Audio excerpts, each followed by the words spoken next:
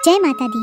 शंख और कुंद पुष्प के समान गौरवर्ण वाली माँ महागौरी की आराधना अष्टम नवरात्रि को की जाती है, इसीलिए इस तिथि को महाअष्टमी कहते हैं।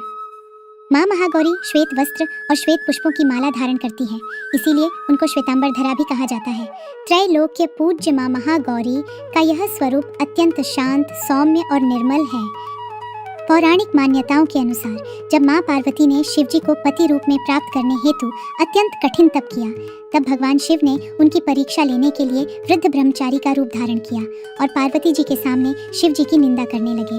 तब पार्वती जी ने रोषपूर्ण स्वर में कहा कि मैं शिव जी का ही वरण करूंगी, अन्यथा आजीवन तप में लीन रहूंगी।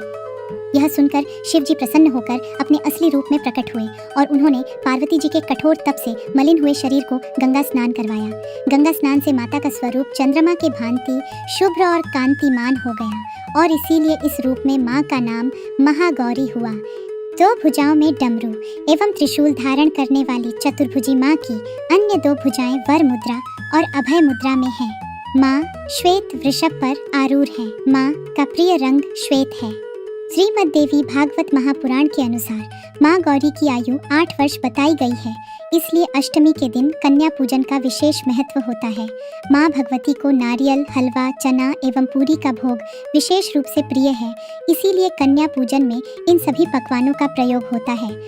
ज्ञान और शुद्धता की प्रतीक चैतन्यमयी माँ महागौरी भक्तों के लिए आध्यात्मिक उन्नति का मार्ग प्रशस्त करती है। माँ महागौरी स्त्रियों को अखंड सौभाग्य का वरदान भी देती हैं।